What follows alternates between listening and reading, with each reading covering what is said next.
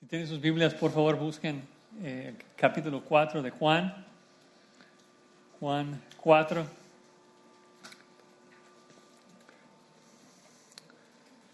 Una de las más grandes bendiciones que los israelitas experimentaron en la conquista de la tierra de Canaán es de que estaban perdidos, vagando en el desierto por 40 años y pues no tenían casas, no tenían comida, no tenían nada.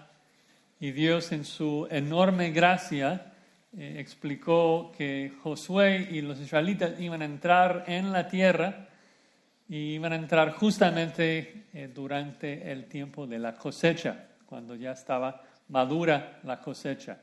Moisés les dice específicamente en Deuteronomio 6 que te va a habitar en ciudades grandes y buenas que tú no edificaste, y casas llenas de todo bien que tú no llenaste, y cisternas cavadas que tú no cavaste, viñas, olivares que no plantaste, y luego vas a comer y saciarte de todo ese bien.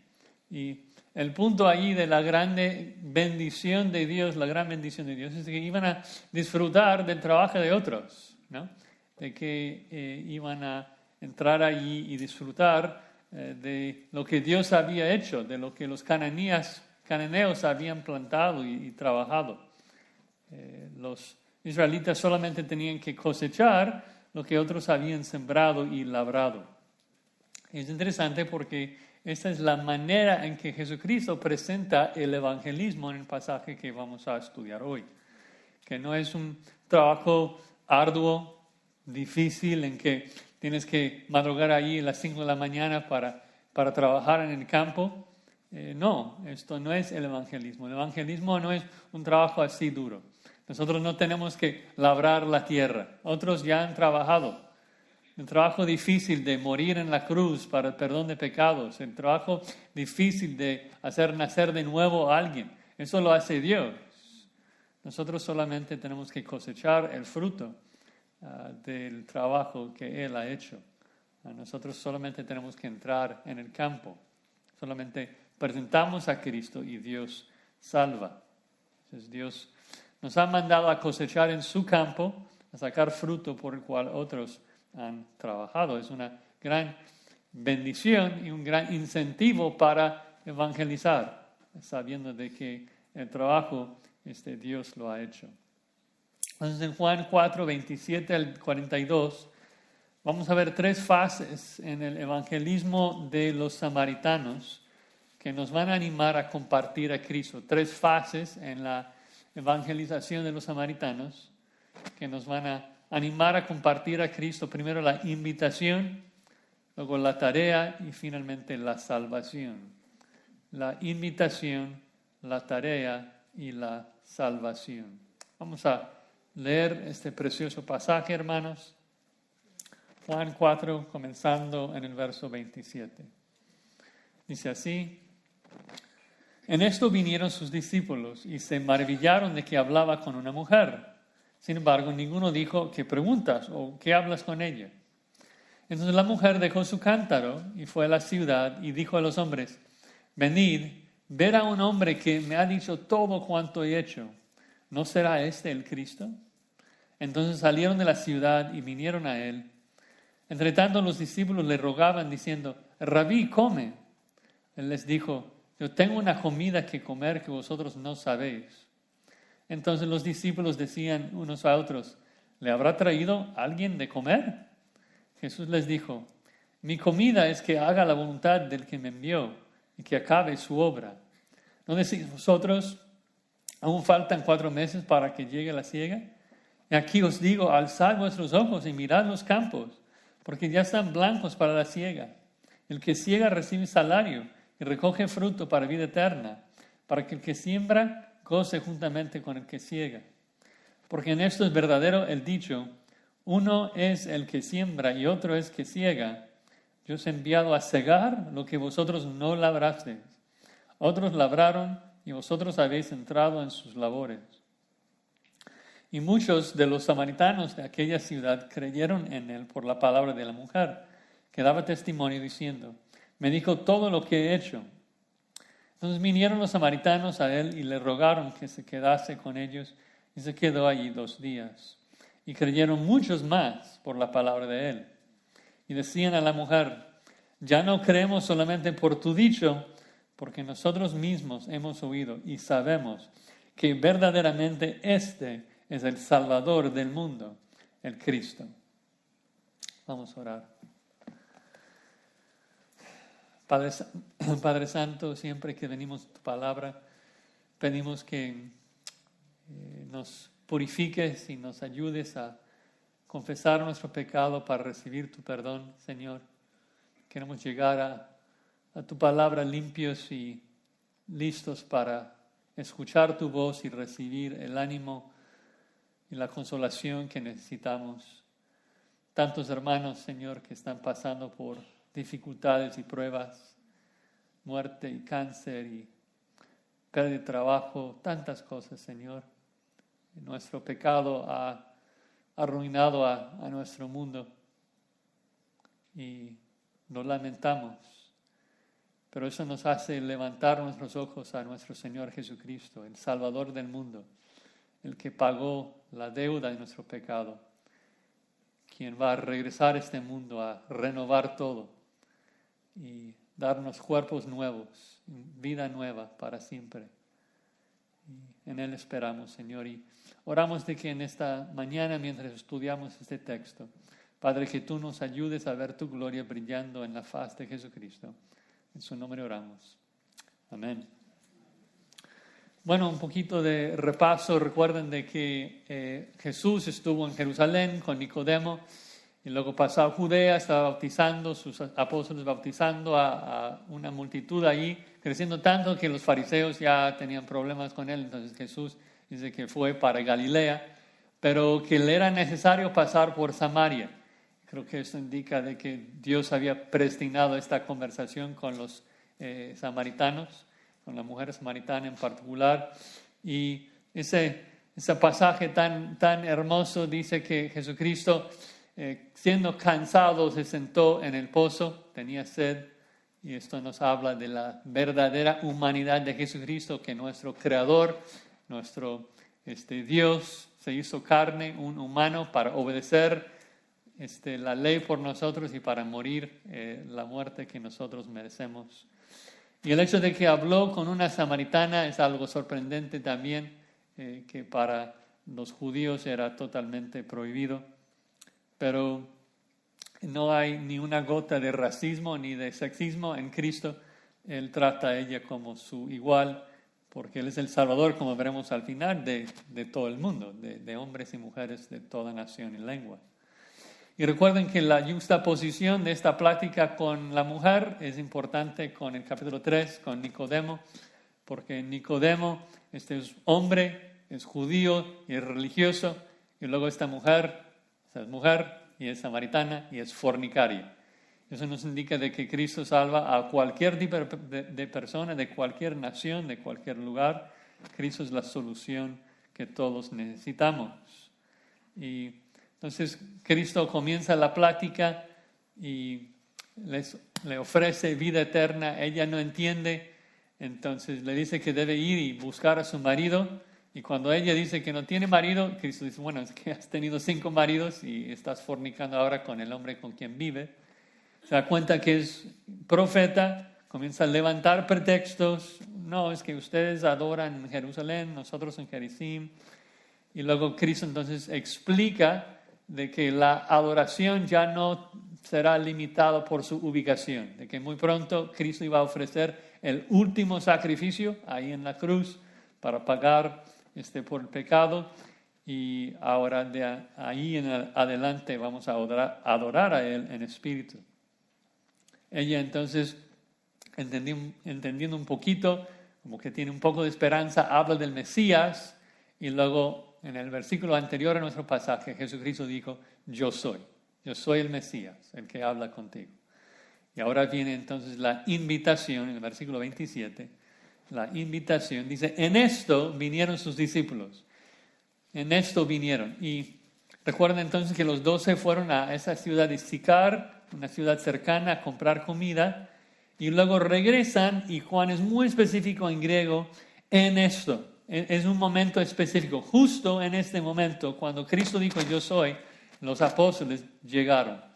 Y eso es interesante porque nos demuestra que Dios y Jesucristo está controlando todo lo que pasa aquí. Tantas veces en el evangelismo nosotros luchamos con creer esto, porque las cosas pasan, ¿no? Y decimos, no, es que en el peor momento alguien nos interrumpió, alguien entró, alguien llamó. Y no es así. Dios es soberano, Dios está controlando todo. Él está sentado sobre su trono, Él está en control, Él está salvando a quien quiere, Él está endureciendo a quien quiere. Nosotros tenemos que confiar en Él. Claro, siendo responsables por aprovechar las oportunidades que Él nos da, pero ellos llegaron justo en ese momento que Dios quiso. Si hubieran llegado un minuto antes, pues la mujer no hubiera preguntado del Mesías y no hubiera escuchado, ¿no? Esa mujer que Jesús es el Mesías. Y tampoco si llegaron 2 minutos después, pues ellos no hubieran escuchado a su rabí diciendo que Jesús es el Mesías. La soberanía de Dios es perfecta. El tiempo de Dios es perfecto. Entonces, luego Juan agrega que los discípulos se maravillaban de que hablaba con una mujer. Y hay que enfatizar la importancia de esto, de que en aquella cultura incluso se presenta como peor de que es mujer que es samaritana. De que en aquel tiempo los hombres no hablaban con las mujeres en público. De hecho, en el Talmud es el comentario de los rabinos sobre el Antiguo Testamento. Hay varios escritos de los rabinos acerca de esto. Unos rabinos comentan que un esposo ni siquiera debía hablar con su propia esposa en público. Era prohibido, por ejemplo, enseñar la Torah, enseñar la ley a una mujer. Varios rabinos decían que hablar con las mujeres acerca de la teología sería un camino hacia su liberación sexual. Era totalmente prohibido. Y la verdad es que esto no era así solamente entre los judíos. En esa época, pues todo el mundo era así, de que la mujer era despreciada y vista como inferior al hombre. Y a veces nos olvidamos de esto porque hoy en día las feministas acusan a la Biblia de ser machista. Pero es todo lo opuesto. La Biblia exalta a la mujer en gran manera. La Biblia presenta a la mujer como un igual, totalmente igual en cuanto a valor. Y en aquella época nadie creía eso, ¿no? En la Biblia la mujer es creada a la imagen de Dios, imagen y semejanza de Dios, igual que el hombre, ¿no? Era una idea totalmente radical eso de ver a la mujer como un igual al hombre. Jesús en particular trató a la mujer como un igual, ¿no? Trató a las mujeres con mucha estima, con la misma importancia que los hombres, ¿no? Muchos también acusan, por ejemplo, a Pablo de ser machista, porque él dice en 1 Timoteo 2:11 de que la mujer aprenda en silencio. Y los feministas dicen, qué machista es Pablo, ¿no? Pero no están interpretando ese versículo en base al contexto que vemos aquí en Juan 4, de que la mujer no tenía el derecho de escuchar a Jesús. La mujer no tenía el derecho de escuchar de un rabino. La mujer no tenía el derecho de escuchar de la teología y de aprender de la Biblia. Y Pablo rompe con todo ese machismo y da un imperativo a las mujeres. Y dice que la mujer aprenda, que venga, que se sienta a escuchar la predicación de la palabra para que aprenda y conozca a Cristo. Claro que existen papeles diferentes. La mujer no debe ejercer dominio sobre el hombre. El marido es la cabeza de su mujer para poder servirla. Pero hay igualdad entre el hombre y la mujer, y esto fue totalmente nuevo, que Cristo está hablando con una mujer como su igual. Y pues los apóstoles se maravillaron. Ahora Juan luego explica, sin embargo, ninguno dijo, ¿qué preguntas o qué hablas con ella? Ahora, me van a preguntar, ¿por qué no preguntaron? Y este es tu recordatorio semanal que no sé. El texto no dice por qué no preguntaron. Entonces, si la narrativa no lo especifica, yo no puedo decir nada, ¿no? La especulación no nos edifica. El texto nos santifica, ¿no? Ahora, claro que podemos opinar y especular de que, bueno, pensaron que era inapropiado corregir a su maestro.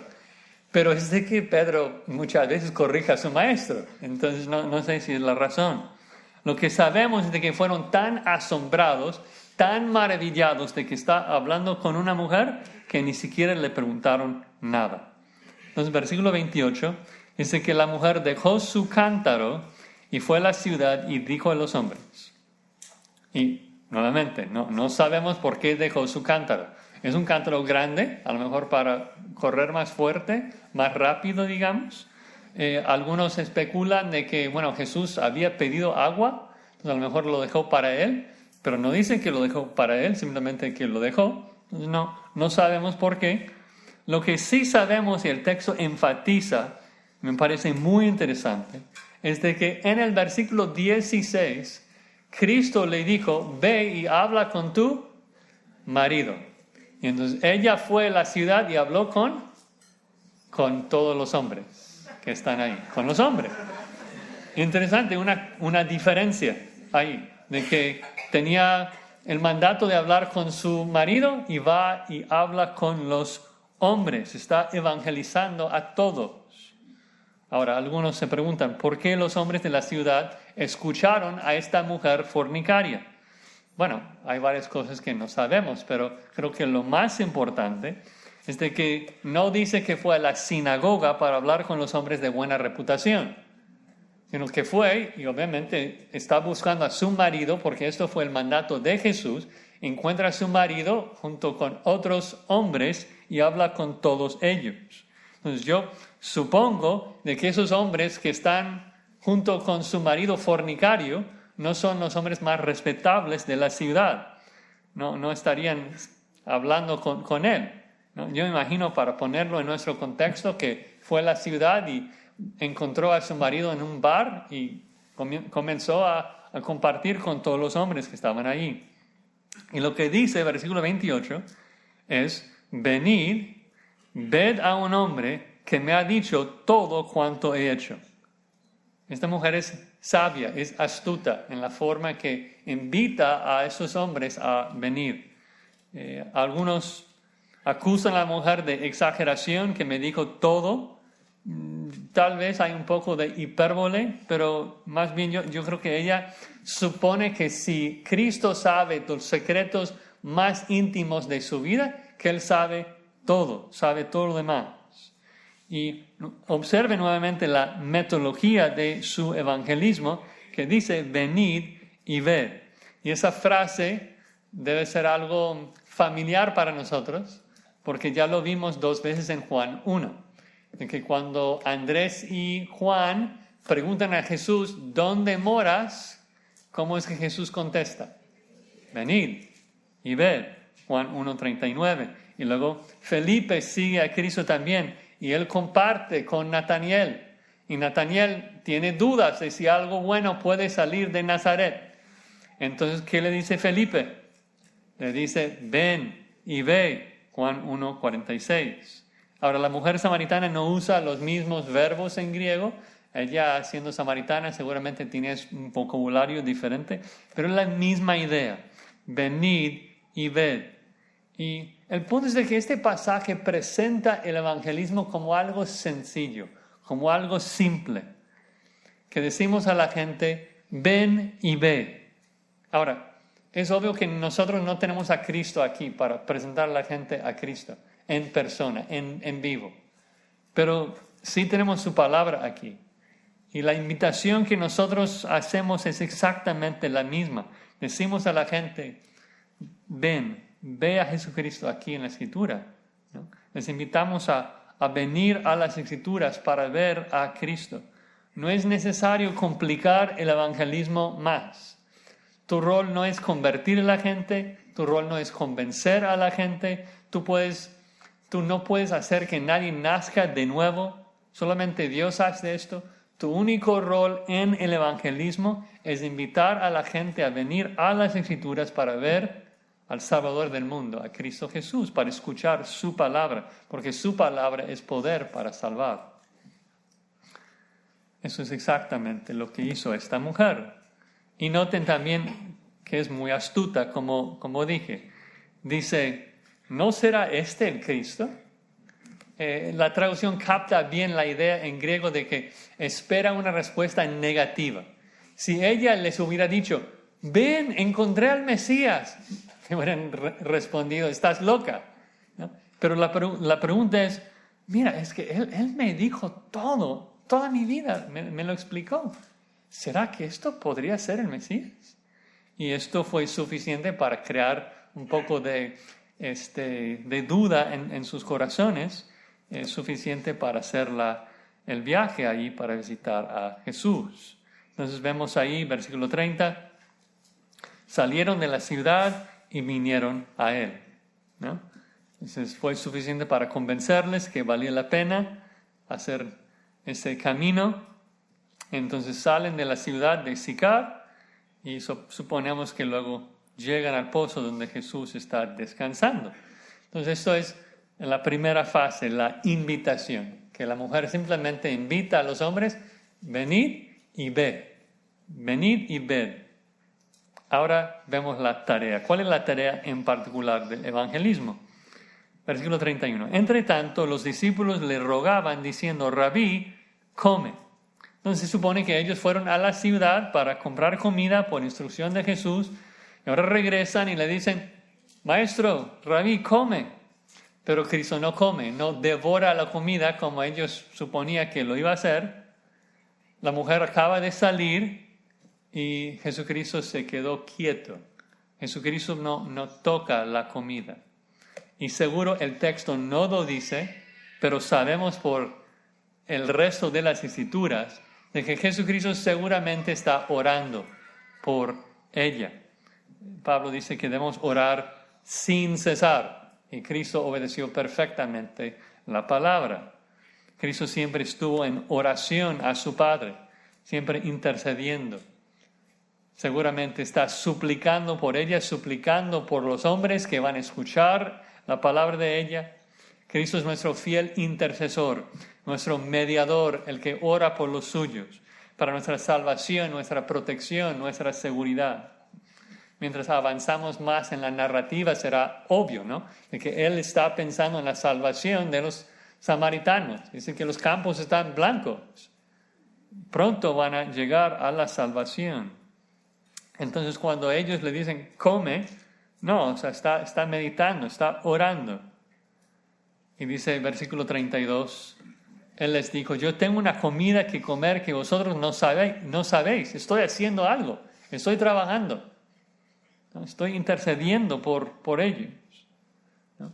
Y ahora vamos a ver la misma dinámica que vimos con Nicodemo y con la mujer samaritana, de que Jesús está hablando de una verdad profunda, espiritual, y ellos solamente pueden pensar en lo físico. Nicodemo en un nacimiento físico, la mujer solamente en agua viviente, agua fresca, y ahora con aún sus propios discípulos, que debían saber mejor, solamente pueden pensar en lo físico. Cristo dice, tengo algo que me llena, algo que me sostiene, que ustedes no saben. ¿Y qué piensan? Versículo 33. Entonces los discípulos decían unos a otros, ¿le habrá traído a alguien de comer? Piensan, pues ya comió entonces. ¿Por qué? Seguramente algunos se estaban quejando. ¿Por qué tuvimos que traerle de comer si ya tenía? Están confundidos.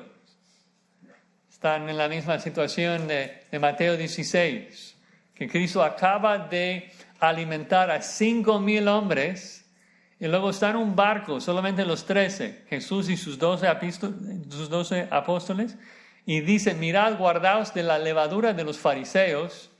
Y ellos como que, uy, ¿por qué? Dice, porque nos olvidamos traer pan.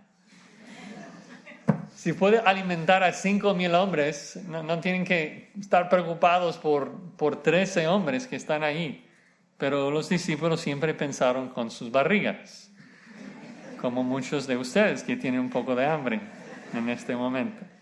Entonces Cristo explica, versículo 34, Jesús les dijo, mi comida es que haga la voluntad del que me envió y que acabe su obra. Ahora, nuevamente no lo dice, pero seguramente Jesús está pensando en Deuteronomio 8:3, que Cristo cita cuando comienza su ministerio. Recuerdan ahí cuando Satanás está tentándole y Cristo responde y le dice a Satanás, escrito está, no solo del pan vivirá el hombre, sino de toda palabra que sale de la boca de Dios. Cristo entendió bien su tarea. Cristo entendía que su tarea era obedecer la voluntad de Dios. Y lo menciona una y otra vez. No hay tiempo para ver todas las veces, pero les cito un par de veces. En Juan 6:38, porque he descendido del cielo no para hacer mi voluntad, sino la voluntad del que me envió. Juan 8:29, porque el que me envió conmigo está, no me ha dejado solo el Padre, porque yo hago siempre lo que le agrada. Y vive así, andando en la voluntad de su Padre hasta el final, que vemos ahí en la oración sacerdotal en Juan 17:4, que dice, yo te he glorificado en la tierra, he acabado la obra que me diste que hiciese. Su comida, su sustento fue completar su tarea. En particular la tarea de salvar a los suyos, salvar a los que el Padre le había dado. Y parte de ese grupo eran estos samaritanos. Y obviamente nosotros no tenemos la misma tarea que Jesucristo. Nuestra tarea es diferente.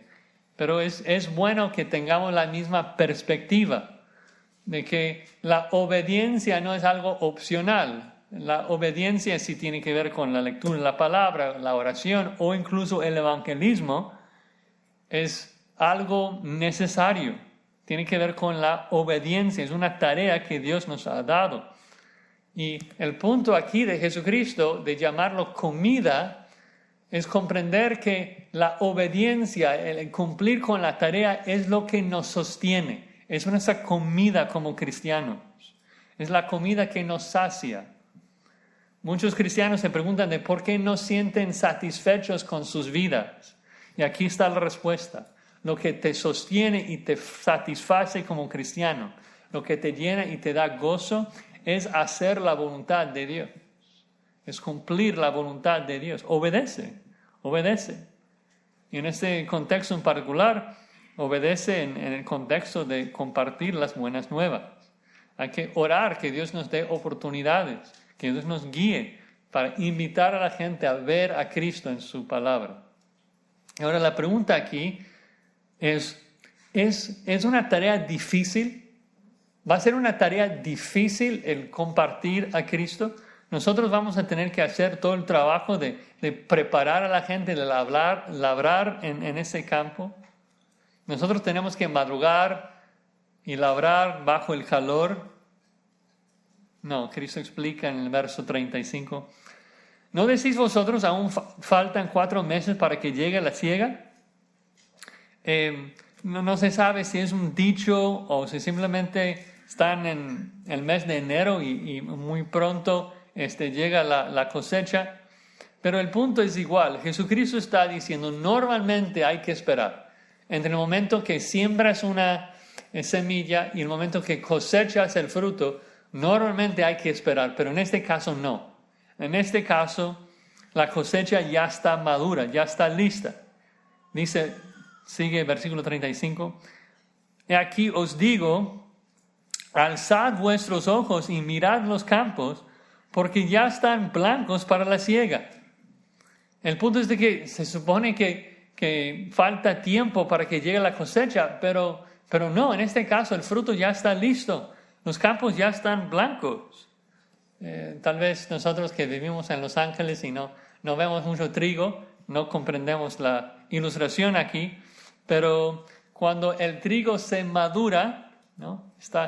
Cuando llega a estar lista para la cosecha, la cubierta de la semilla se alza por encima del grano y se pone blanco. En particular, bajo el sol, todo el campo se ve bien, bien blanco. Entonces Cristo está diciendo, el campo ya está listo, el fruto ya está listo para la cosecha. Solamente hay que ir y recoger el grano. La cosecha ya está madura. Y obviamente Cristo no está pensando ni hablando de una cosecha física, está hablando de la salvación, en particular de esos samaritanos que están a punto de ser redimidos por confiar en su Mesías. Que en unos momentos ya van a llegar a la salvación. Tal vez piensas, pero ¿cómo es esto? ¿Cómo es que Cristo les va a salvar si todavía no ha muerto por ellos en la cruz?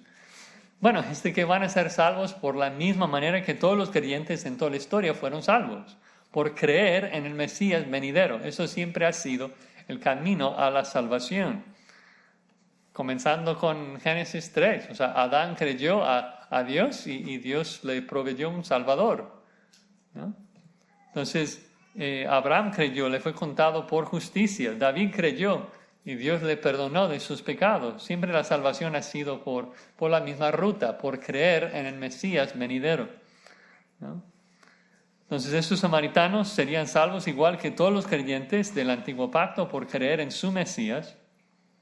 Pero note nuevamente el punto de Cristo aquí, de que nuestra tarea no es hacer el trabajo de labrar en el campo, sino solo de cosechar el fruto que ya está listo.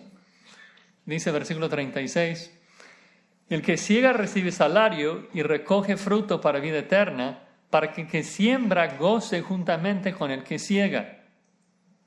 Cristo dice, ya puedes recibir fruto para vida eterna, ya puedes recibir salario. Tú puedes entrar en el campo, sacar fruto ya y recibir recompensa por eso. Cristo sabe que muy pronto esos samaritanos van a llegar a la salvación y nos anima a los apóstoles a obrar en esa obra. Dice versículo 37, porque en esto es verdadero el dicho, uno es el que siembra y otro es el que siega. Que son dos trabajos diferentes, ¿no? Uno planta, uno siembra y luego otro cosecha. Y es así también en el evangelismo, que uno ora, uno comparte y otro llega ahí a la cosecha.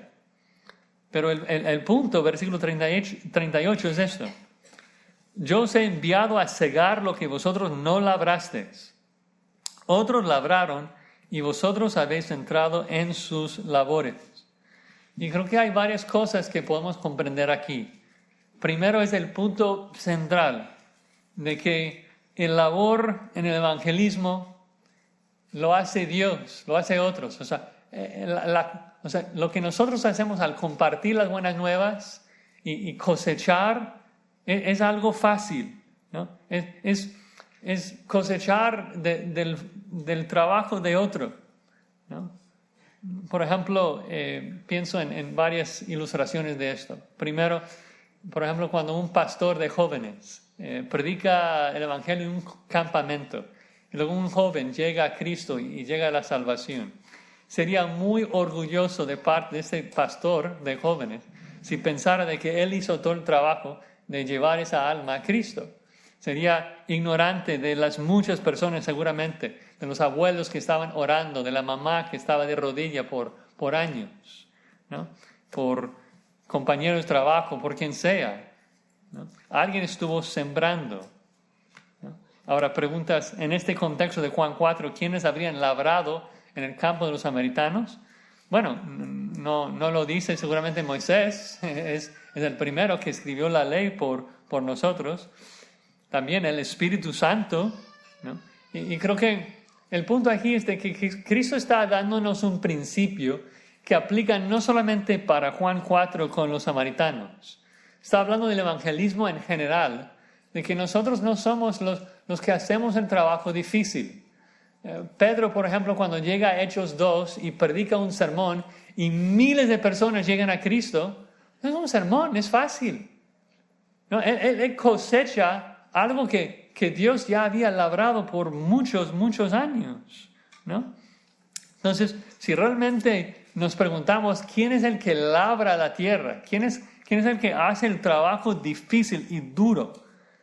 Pues no es el hombre. El hombre, siembra un poquito la semilla, ¿no? El hombre puede regar un poquito. El hombre puede cosechar. Pero cuando nos preguntamos, ¿quién hace el trabajo duro de labrar la tierra? En las parábolas que Jesucristo usa para hablar del campo. En Isaías 5, cuando Dios dice que la tierra de Israel es como una viña. O sea, ¿quién es el que hace el trabajo duro de quitar las piedras, de cavar cisternas y de trabajar en el campo duro? Es siempre Dios. Dios es el que labra. El hombre es el que disfruta de la cosecha, ¿no? Y esto nos recuerda que el punto central de las palabras de Cristo aquí es de que nuestra tarea es fácil. Solo tenemos que cosechar un campo ya labrado. Solo decir a la gente, ven y ve a Jesús. Ahora, no quiero que me malinterpreten. No estoy diciendo que podemos ser perezosos y flojos en el evangelismo. No estoy diciendo que el evangelismo no requiere ningún esfuerzo. Claro que sí. El evangelismo requiere valentía, energía, porque la mies es mucho. El mundo nos odia y nos persigue. No estoy negando esto. Mi punto es simplemente enfatizar lo que Cristo dice aquí, de que la dificultad en el evangelismo no es la tarea en sí. Si el evangelismo es difícil para ti, es porque somos cobardes. Es porque nos importa demasiado lo que la gente piensa de nosotros. Pero la tarea en sí de compartir a Cristo no es algo gravoso, no es algo difícil. Es una tarea fácil, que Dios ya ha hecho todo el trabajo. Cristo ya ha muerto en la cruz por la salvación de los suyos. El Espíritu Santo es quien hace nacer de nuevo a alguien. Nosotros solamente tenemos que compartir, hablar de Cristo, invitarles a venir y ver a Jesucristo. Bueno, eso nos lleva a la tercera fase, la salvación, versículo 39. Y muchos de los samaritanos de aquella ciudad creyeron en él por la palabra de la mujer y daba testimonio diciendo, me dijo todo lo que he hecho. Eso es maravilloso, ni siquiera llegan a Jesús. Están caminando todavía y están creyendo por el testimonio de ella, de que es un profeta que conocía todo. Creyeron solamente por esas palabras. Y nuevamente enfatiza nuestro rol en el evangelismo, que solamente tenemos que testificar de lo que Cristo ha hecho por nosotros en nuestras vidas. Solamente tenemos que llevar a la gente a Cristo. Esos dos componentes siempre van a estar presentes en el evangelismo. De que primero vamos a contar nuestro testimonio de cómo es que Dios nos ha salvado. Y segundo, vamos a compartirles el evangelio de Cristo. Vamos a presentarles las palabras de Cristo, porque allí radica el poder de convertir el alma, ¿no? Y allí sigue el mismo principio hasta la fecha, de que la gente llega a la salvación cuando escuchan el testimonio de alguien y cuando ese alguien le comparte el evangelio de Cristo. Eso es un fuerte ánimo para hablar de que la gente puede llegar a creer en Jesucristo solamente por el testimonio, solamente por la palabra de una mujer fornicaria. Nos muestra el poder fuerte de la Escritura, de la palabra de Cristo. En el versículo 40, nos vinieron los samaritanos a él y le rogaron que se quedase con ellos y se quedó allí 2 días. El hecho de que se queda varios días demuestra que ya creían en él. Además, el hecho de que Cristo estuvo allí 2 días evangelizando a Samaria nuevamente ilustra el punto de que uno siembra y otro cosecha. Porque en Hechos 5, Felipe va a llegar a Samaria y muchos van a creer. ¿Por qué? Porque Jesús ya había trabajado ese campo, ¿no? Ahora, regresamos al versículo 41. Dice, y creyeron muchos más por la palabra de él. Y eso es un principio muy importante. Porque, mi hermano, es importante que cuentes tu testimonio de lo que Dios ha hecho en tu vida. Pero no es suficiente. Al final de cuentas, tienen que escuchar directamente de parte de Cristo. Tienen que escuchar su palabra. Tu testimonio no es poder para salvar. El evangelio de Cristo es poder para salvar a los que creen. Entonces, los invitas a venir y ver a Jesucristo, escuchar sus palabras. Ahí radica el poder de la salvación. Y lo importante de este texto y lo sorprendente de este texto es el énfasis de Juan en esa frase: creyeron por la palabra de él. Es decir, de que Cristo no hizo ninguna señal ahí en Samaria. Cristo no hizo más milagros con ellos. No es de que comenzó a platicar con los hombres y decirles todo de sus vidas, como hizo con la mujer. Solamente les enseñaba, solamente les hablaba. Abrió la Biblia para explicarles la Torá, la ley, para hablarles de Dios. Y los samaritanos comienzan a creer por la palabra de ellos, por la palabra, de Dios. Y esto va a ser muy importante cuando continuamos en la próxima sección, de que luego Cristo llega a Galilea y comienza a compartir con los judíos, y ellos rehúsan creer por sus palabras y demandan una señal. Y Cristo les regaña y les dice que son duros de corazón. Dice en el versículo 48, si no viereis señales y prodigios, no creeréis. Y Cristo lamenta esto. Lo lamenta, de que son incrédulos, que tienen que ver señales. Señales no pueden convertir el alma, ¿no? Y nos ayuda a enfatizar la importancia de la palabra de Dios en el evangelismo, que solamente el evangelio, solamente la palabra de Cristo salva. Las señales no salvan, solamente Cristo por medio de su palabra. Y nuevamente eso es un gran estímulo para nosotros, porque nosotros no podemos hacer señales. Nosotros no podemos hacer milagros, pero sí podemos predicar la palabra de Cristo, sabiendo que salva exactamente como vemos aquí. Bueno, finalmente llegamos al versículo 42. Y decían a la mujer, ya no creemos solamente por tu dicho, porque nosotros mismos hemos oído y sabemos que verdaderamente este es el Salvador del mundo, el Cristo. Este hombre, este Jesús, es el Salvador del mundo. Esa palabra es muy, muy, muy importante. Es la única instancia en donde ocurre Salvador en el Evangelio de Juan. Aunque hay otra forma de la palabra que ocurre unos versículos antes. Y como siempre, a veces Juan, por la yuxtaposición de unas palabras, nos está indicando algo. Que noten de que Juan usó esta palabra en otra forma en Juan 4:22, cuando Cristo dijo a la mujer samaritana que la salvación es de los judíos. La salvación es de los judíos. Y ahora, ¿quiénes son los que están diciendo este es el Salvador del mundo? Los samaritanos. Eso es una afirmación muy sorprendente. Esos son samaritanos pecadores que están lejos de la ley, lejos de la salvación. Pero ellos son los que hacen la declaración más teológica, más profunda en todo este evangelio. Que esto no lo dijo el sumo sacerdote, esto no lo dijo los fariseos, eso no es alguien de los Sanedrín, esos son hombres fornicarios de Samaria, que han llegado a comprender algo que ninguno de los judíos comprendieron, que ninguno de los discípulos comprendieron, que ese es el Salvador del mundo.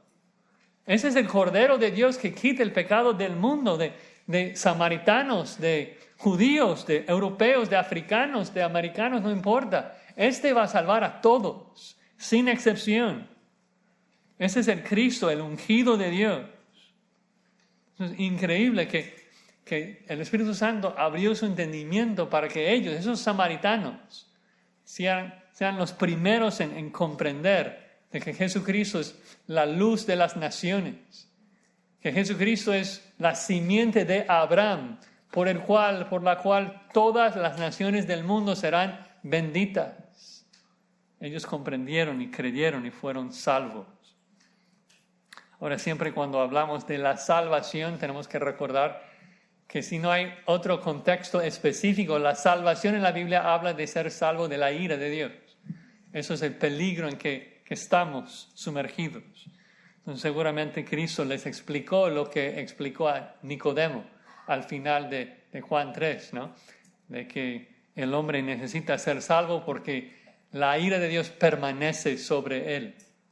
Y ellos entendieron de que Cristo es el que tomó la ira de Dios en nuestro lugar para salvarnos de la ira de Dios y darnos vida eterna. Ellos creyeron que Cristo es el Salvador del mundo, que nos salva de la muerte eterna. Bueno, en conclusión, hermanos, Cristo nos ha explicado de que nosotros estamos en la misma condición que los israelitas, ¿no? Que estamos entrando en un campo que ya ha sido labrado, ya ha sido trabajado, y no solamente tenemos que cosechar, ¿no? Dios ha alistado la cosecha, nos pide solamente entrar en el campo y sacar el fruto. ¿Y cómo lo hacemos? Pues exactamente como esta mujer. Invitamos a la gente a venir y ver a Cristo en su palabra. Dios, como dije en Isaías 5, es el que ha labrado la tierra. El trabajo difícil de obedecer perfectamente en lugar del pecador, cumplir la ley por nosotros. El trabajo difícil de soportar la ira de Dios en nuestro lugar. El trabajo difícil de dar vida al pecador. Ese trabajo ya lo hizo Dios. Además, muchos otros seguramente han orado, han compartido. Dios nos llama solamente a entrar en el campo y agarrar el fruto que ya está maduro. Solamente compartir el Evangelio, sabiendo que ahí radica todo el poder de Dios. Y nosotros que creemos en la soberanía de Dios, en la salvación, son los que deben ser más animados a evangelizar. Como Pablo, que cuando Dios le dijo, yo tengo mucho pueblo en esta ciudad, entonces comienza a tocar puertas. Porque en el momento que el escogido de Dios escucha el Evangelio de Dios, necesariamente será salvo. Yo no tengo que convencer, persuadir, de convertir a nadie. Yo solamente necesito presentar el Evangelio de Cristo y cuando el escogido de Dios lo escucha, será salvo. Porque el Evangelio es poder para salvar a todo aquel que cree. Debe ser un gran ánimo para compartir el Evangelio. Y podemos hacerlo siguiendo en los 3 pasos, las 3 fases que vemos en este texto. Primero, la invitación, que es simple, que es sencilla. Venid y ved. Invitar a la gente a ver a Cristo en la Escritura. Segundo, comprender que la tarea no es difícil. Solamente presentamos a Cristo y Él salva. Solamente sacar el fruto que Cristo ya ha obrado. En tercer lugar, vemos de que Dios hace el milagro y salva a los suyos. Salva a fornicarios, samaritanos, salva a mexicanos, americanos, pecadores de toda nación del mundo, para que Él reciba toda la gloria, porque Él es el Salvador del mundo. Vamos a orar.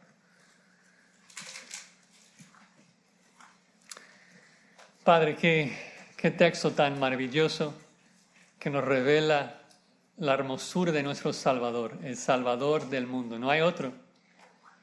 Cristo es el que vino a este mundo, nacido de mujer, que vivió la vida perfecta que nosotros no pudimos vivir y que murió la muerte que merecemos, que fue sepultado y al tercer día resucitó de entre los muertos, que hoy intercede por nosotros y que pronto regresa para reinar.